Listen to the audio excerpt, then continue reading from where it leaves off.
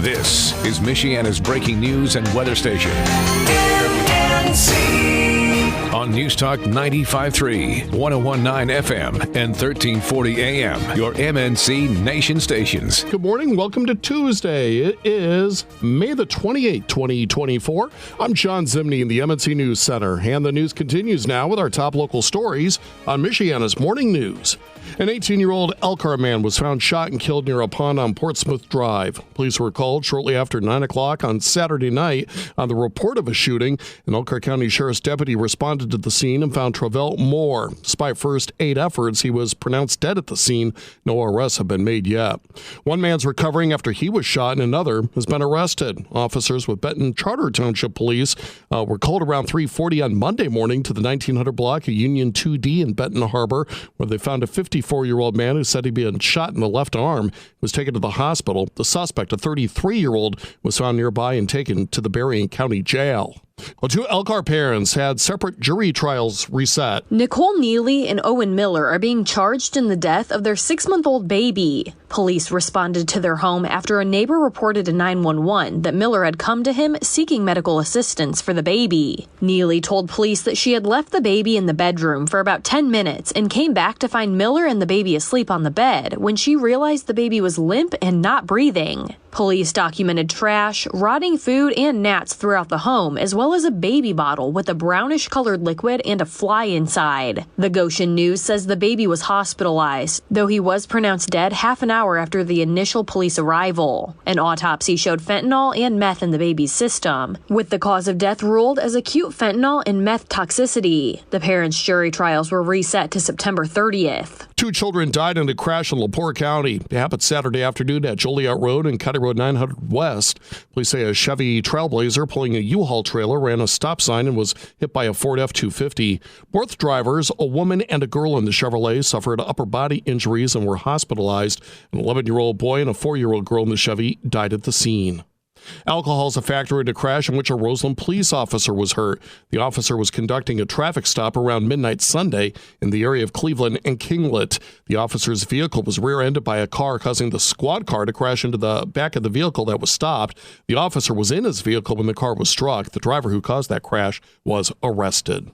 New this morning, a survey conducted by Poolonomics shows that almost 1 in 6 Americans cannot swim. The study surveyed 3,000 adults in all 50 states, looking to shed light on the need for increased swimming education and water safety programs. Findings show a national average of 16% of adults do not know how to swim. The study also showed that coastal states do not necessarily have a lower percentage of non-swimmers compared to inland states. The age groups most at risk were young adults ages 18 to 24 and seniors age 55 and older.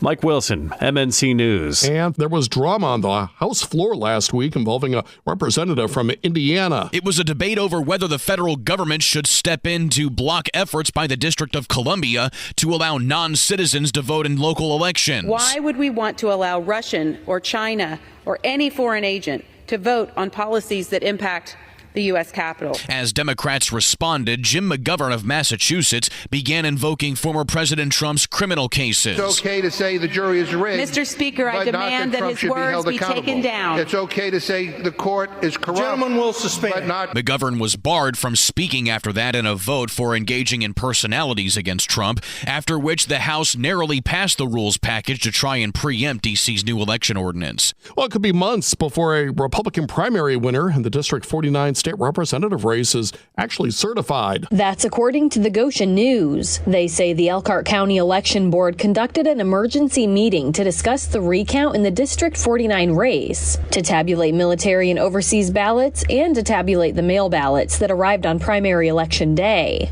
A petition for a recount had been filed on May 15th, and an impoundment order was issued, indicating that the Indiana State Police would be impounding and securing all ballots and voting equipment used. They say that what had been tabulated at the time of the May 7th primary is what will be recounted, but that recount may take several months. Alyssa Foster, MNC News. More Hoosier families will soon have a new lifeline as Noble County expands its TriShare program to help cover child care costs. The program splits expenses among parents, employees, and county government. Jenna Anderson with the Noble County Early Childhood Coalition says the idea is spreading to other parts of the U.S. Being here in Noble County, this little county in northeast Indiana, but talking talking to people from all over the country about the work that we're doing. I had a county from the East Coast call me. They're going to do this in their county. The TriShare program assists working parents, particularly single and dual income households. The state of Indiana has shown resilience in managing mortgage delinquencies, experiencing one of the smallest increases in the nation. According to Wallet Hub, Indiana ranks 48th out of 50 states for the rise in mortgage delinquencies from quarter 4 of 2023 to quarter 1 of 2024, with a rate of 7.40% and only a 6.9% increase. The minimal rise indicates that Hoosiers are handling their mortgage payments better than many other states, with Vermont seeing the largest increase at 23.87%. Financial experts advise those facing difficulties to seek temporary forbearance to avoid damaging their credit scores. Heather Starr, MNC News. Alcohol and drugs are suspected in a crash that injured a Marcellus resident. It happened late on Saturday night on Brownsville Street near M62. Cass County Sheriff's investigators say the 42-year-old Marcellus resident was traveling eastbound, then crossed the center line and hit a vehicle that was stopped in the westbound lanes. The Marcellus resident was taken to the South Bend Memorial Hospital with injuries. The St. Joseph County Fatal Alcohol Crash Team's investigating after a pedestrian was hit by a vehicle in South Bend. This happened on Saturday morning. Details are limited right now, but South Bend police say the person that was hit was in the area of South Bend Avenue in Twickenham. Officers had to block off the area for their investigation.